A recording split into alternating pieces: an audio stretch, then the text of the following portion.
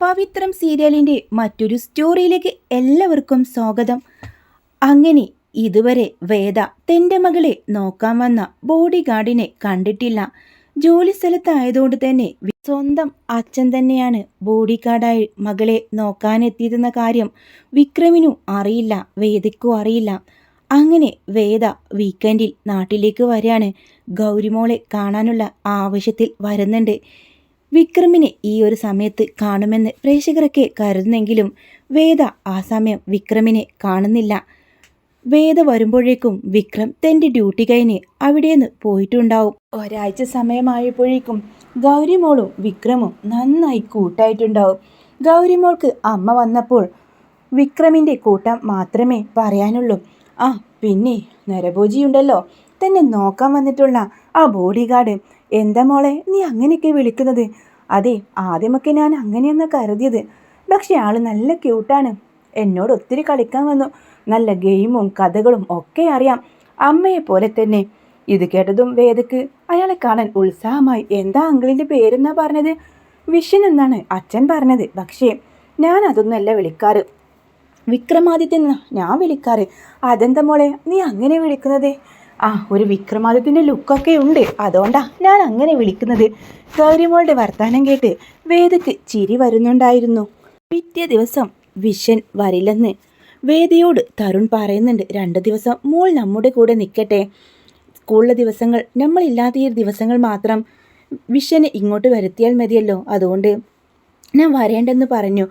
അപ്പോൾ വേദക്കും അത് ശരിയാണല്ലോ എന്ന് തോന്നുന്നുണ്ട്. അങ്ങനെ 2 ദിവസം കഴിയുമ്പോഴാണ് പിന്നെ വിക്രം വരുന്നത്. വിക്രമിൻ്റെ താടിയെല്ലാം ഷേവ് ചെയ്തുകൊണ്ട് തന്നെ വേദക്ക് പെട്ടെന്ന് വിക്രമിനെ നേരിട്ട് കണ്ടിട്ടും മനസ്സിലാവുന്നില്ല. പോരാത്തതിന് പേര് വിശ്വനാണെന്ന് കേട്ടതോടുകൂടെ വിക്രമായിരിക്കുമെന്ന് ഒരിക്കലും അവൾ പ്രതീക്ഷിച്ചതല്ല. അങ്ങനെ തിങ്കളാഴ്ച വിക്രം വീണ്ടും അവിടേക്ക് വന്നു. അയാളെ കണ്ടിട്ടേ പോകുന്നുള്ളൂ എന്ന് തീരുമാനിച്ചിരിക്കുകയായിരുന്നു വേദ. അങ്ങനെ ഗൗരിമോൾ ഓടി വന്ന് വിക്രമിനോട് പറയുന്നുണ്ട്, അതെ എൻ്റെ അമ്മ വന്നിട്ടുണ്ട്. എൻ്റെ അമ്മയെ ഇതുവരെ നേരിട്ട് കണ്ടിട്ടില്ലല്ലോ, എന്നാലേ ഇന്ന് കാണാം. അമ്മയോട് ഞാൻ ഈ വിക്രമാദിത്യൻ്റെ കഥകളൊക്കെ പറഞ്ഞിട്ടുണ്ട്. അമ്പടി കേമി, എന്നിട്ട് നിൻ്റെ അമ്മ എവിടെ? അതെ, അമ്മ അകത്തുണ്ട്. എന്തായാലും ഈ കീചകനെ കണ്ടിട്ട് തന്നെ അമ്മ പോകത്തുള്ളൂ.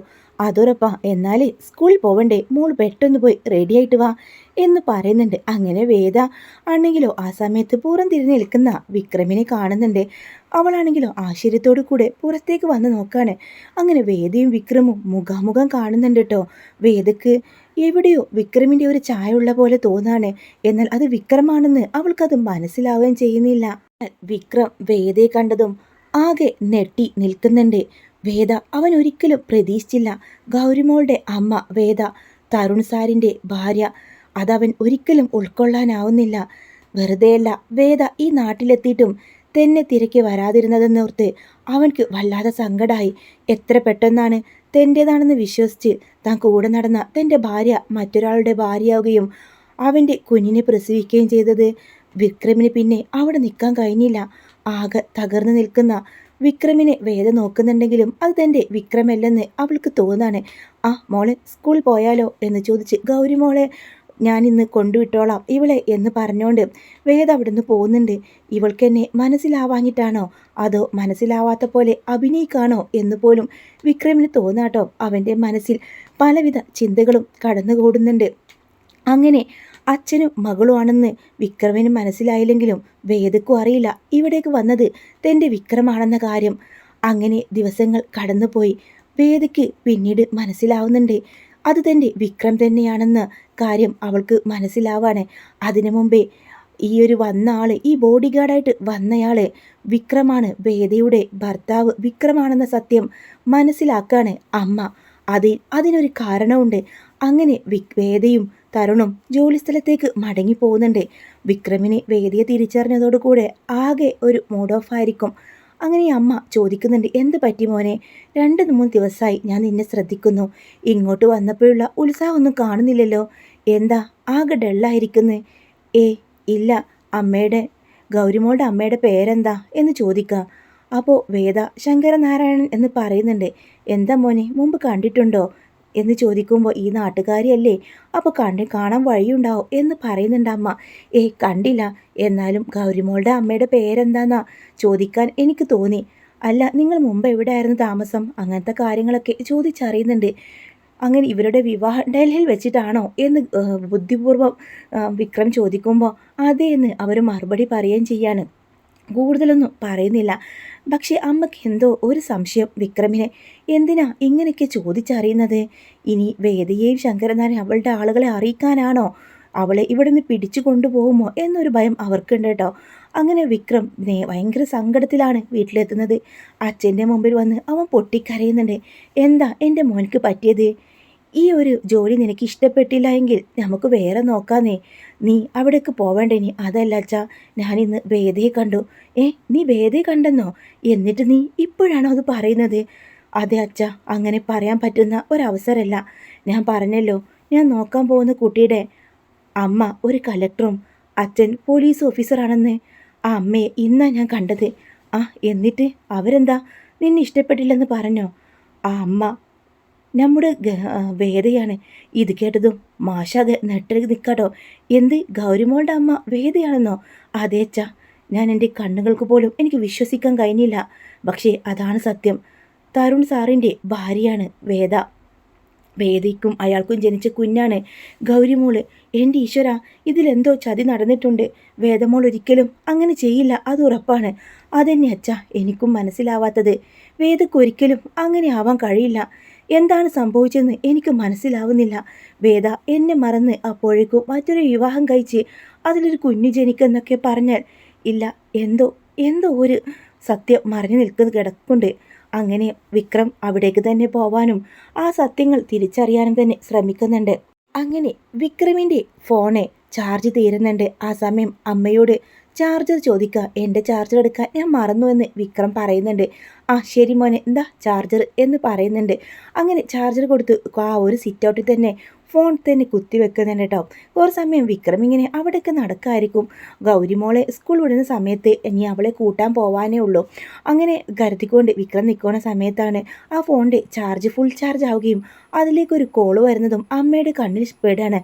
മോൻ്റെ ഫോണാണല്ലോ അടിക്കുന്നത് എന്നും പറഞ്ഞുകൊണ്ട് ആ ഫോണ് എടുത്ത് ചാർജിന് നൂരുമ്പോഴേക്കും ആ കോള് കട്ടാവുന്നുണ്ട്. അപ്പോഴാണ് ഡിസ്പ്ലേയിൽ തെളിഞ്ഞു കണ്ട ആ ഫോട്ടോ കണ്ടതും ആ അമ്മ ആകെയൊന്ന് ഷോക്കാവുന്നുണ്ട്. വേദിയും വിക്രമായിരുന്നു. വിക്രമിൻ്റെ മുഖത്തേക്കും ആ ഫോട്ടോയിലെ വിക്രമിലേക്കും മാറി മാറി നോക്കുന്നുണ്ട്. അപ്പോൾ ഇത് വേദയുടെ വിക്രമാണ് വന്നിരിക്കുന്നത്. പേര് മാറ്റി അവൻ്റെ മുഖം തന്നെ മാറ്റിക്കളഞ്ഞ് അവൻ ഇങ്ങോട്ട് വന്നത് എന്തിനായിരിക്കും? വേദയെ കൊണ്ടുപോവാനാണോ? വേദക്ക് അവനെ തിരിച്ചറിയാഞ്ഞിട്ടാണോ? എന്തോ ഇതിൻ്റെ പിന്നിൽ നടക്കുന്നുണ്ട്. എല്ലാം ഓർത്ത് അവരാകെ ടെൻഷനോടെ നിൽക്കുക. അങ്ങനെ ആ ഫോൺ അവിടെ തന്നെ വെക്കുന്നുണ്ട്. കുറച്ച് സമയം കഴിയുമ്പോൾ വിക്രം വന്ന് ആ ഫോൺ എടുക്കുന്നുണ്ട്. അമ്മയുടെ മുഖം വല്ലാതിരിക്കുന്നത് കണ്ട് വിക്രം ചോദിക്കും, അമ്മയ്ക്കെന്താ സുഖമില്ലേ? എന്തെങ്കിലും വയ്യായിക ഉണ്ടോ? അതൊന്നുമില്ല. എന്നാലും മക്കളെ കാര്യം ഓർക്കുമ്പോൾ വല്ലാത്ത വിഷമം. എന്താ അമ്മേ? അല്ല, ഇവരുടെ രണ്ടുപേരുടെയും ജോലി ഈ ഒരു ആയതുകൊണ്ട് ഗൗരിമോൾക്ക് എന്തെങ്കിലും ആപത്ത് വരുമോ എന്ന ഭയമാണ്. അതിനല്ലേ സാറേ ഇത്രയും പ്രൊട്ടക്ഷനൊക്കെ ഈ നാട്ടിൽ മോൾക്ക് വേണ്ടി ഒരുക്കിയത്. എന്നാലും അച്ഛൻ്റെയും അമ്മയുടെയും കൂടെ ജീവിക്കുമ്പോൾ അതത് കിട്ടില്ലല്ലോ. ഇവരുടെ വിവാഹം കഴിഞ്ഞിട്ട് 5 വർഷമേ ആയിട്ടുള്ളൂ മകനെ. ഈ വേദയെ ഒരു സ്ഥലത്ത് വെച്ച് ഞങ്ങൾ പരിചയപ്പെട്ടതാണ്. അന്ന് അതിനുശേഷം തരുണുമായിട്ടടുത്ത് അവളെ അവൻ താലി കെട്ടി സ്വീകരിച്ചു. ഈ അമ്മയുടെ ഒരു ബുദ്ധി ഒന്ന് ഓർക്കണം. വിക്രമിൻ്റെ മനസ്സിൽ അവളുമായിട്ടുള്ള ഓർമ്മകൾ ഇല്ലാതാക്കണം. അവൾക്കരികിലേക്ക് ഒരിക്കലും വരാൻ പാടില്ല. അതിനു വേണ്ടി തന്നെയാണ് അമ്മ ഇങ്ങനെ പറയുന്നത്. തരുണുമായിട്ട് വിവാഹം കഴിഞ്ഞതും പിന്നീട് പിറ്റത്തെ മാസം ഗൗരിമോള് ഗർഭിണിയായ കാര്യങ്ങളൊക്കെ ഈ അമ്മ പറയുന്നുണ്ട്. അങ്ങനെ ആകെ വിഷമം തോന്നാട്ടോ. അപ്പോൾ താൻ കണ്ടത് തന്നെയാണ് സത്യം. വേദ തന്നെ മറന്ന് മറ്റൊരാളെ വിവാഹം കഴിച്ചിരിക്കുന്നു.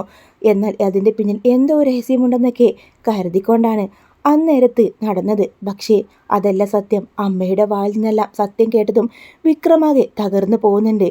വിക്രം ബൈക്കിൽ കയറിപ്പോയതും അമ്മ അങ്ങനെ ചിന്തിക്കുന്നുണ്ട്. ഒരു ഗൂഢലക്ഷ്യത്തോടു കൂടെ ഗൗരിമോളുടെ അച്ഛൻ്റെയും അമ്മയുടെ കൂടെയാണ് അവൾ ജീവിക്കേണ്ടത്. എൻ്റെ തരുണിന് ഒരു തകർച്ച പാടില്ല.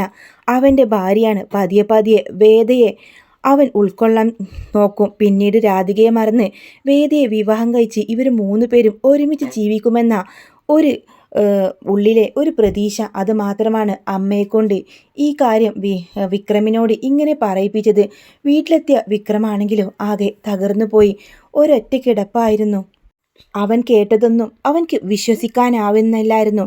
പിറ്റേ ദിവസം വിക്രം എല്ലാം മറന്ന് ആ വീട്ടിലേക്ക് ബോഡി ഗാർഡായിട്ട് വീണ്ടും ഗൗരിമോളെ സ്കൂളിലാക്കാനും കൊണ്ടുവരാനും അവളെ തന്നെ അവിടെ നിന്നു.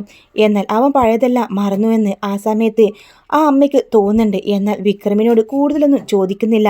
അത് വേദയുടെ ഭർത്താവ് വിക്രമാണെന്ന കാര്യം നല്ല ബോധമുള്ളതുകൊണ്ട് തന്നെ അവരെപ്പോഴും വേദയെക്കുറിച്ചും തൻ്റെ മകൻ്റെ ഭാര്യയാണെന്ന നിലയിൽ സംസാരിക്കാൻ തുടങ്ങി. അങ്ങനെ ഇരിക്കുകയാണ് ഷീലയോട് വിക്രം ചോദിക്കുന്നുണ്ട്, അല്ല എത്ര നാളായി ഈ വീട്ടിൽ ഇവരോടൊപ്പം താമസം തുടങ്ങിയിട്ട്? അങ്ങനെ അവർ ഒരുപാട് വർഷമായിട്ടുണ്ടാവും. ആ കാര്യം പറയുന്നുണ്ട്. അപ്പോൾ വിക്രമിന് മനസ്സിലാവാണ്, അങ്ങനെയാണെങ്കിൽ ഇവർക്ക് എല്ലാം അറിയാലോ. എന്നായിരുന്നു തരുൺ സാറിൻ്റെയും ഭാര്യ വേദയുടെയും വിവാഹം? വേദയുടെ വിവാഹമോ? അതിന് തരുൺ സാറിൻ്റെ ഭാര്യയല്ലല്ലോ വേദ, അല്ലേ? അപ്പോൾ ഗൗരിമോൾ അമ്മയെന്ന് വിളിക്കുന്നുണ്ടല്ലോ. ആ അതൊക്കെ ശരിയാ. തരുൺ സാറിൻ്റെ ഭാര്യ പ്രസവത്തോടെ മരിച്ചുപോയി.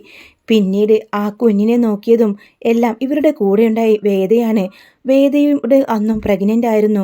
വേദയുടെ കുഞ്ഞ് മരിച്ചുപോയി. ആ കുഞ്ഞിന് കൊടുക്കേണ്ട പാലാണ് ഗൗരിമോൾക്ക് കൊടുത്തത്. അവളുടെ മനസ്സിൽ വേദയും തരുണും അച്ഛനും അമ്മയാണ്.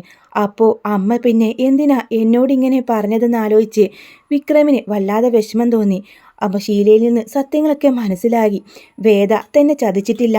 വേദ തന്നെ തിരിച്ചറിയാഞ്ഞിട്ടാണോ വേദ തന്നോട് മുമ്പിൽ മനസ്സിലാവാത്ത പോലെ എന്ന് വിക്രമിന് മനസ്സിലായിട്ടോ വേദ തന്നെ തിരിച്ചറിഞ്ഞില്ല. വിശ്വനെന്ന കള്ളപ്പേരിലാണല്ലോ താനിവിടെ നിൽക്കുന്നത്. വേദയോട് തനിക്ക് നേരിട്ട് സംസാരിക്കണമെന്ന് ഉറപ്പിക്കുന്നുണ്ട്. അടുത്ത വേദയോട് തന്നെ സംസാരിക്കുന്ന ആ ഒരു സീനൊക്കെ വരുന്നുണ്ട് കേട്ടോ. അടുത്ത എപ്പിസോഡിൽ ആ വീഡിയോ പറയുന്നതായിരിക്കും. നിങ്ങൾക്ക് ഈ വീഡിയോ ഇഷ്ടമാണെങ്കിൽ ലൈക്ക് ചെയ്യാനും ചാനൽ സബ്സ്ക്രൈബ് ചെയ്ത് സപ്പോർട്ട് ചെയ്യാനും മറക്കല്ലേ.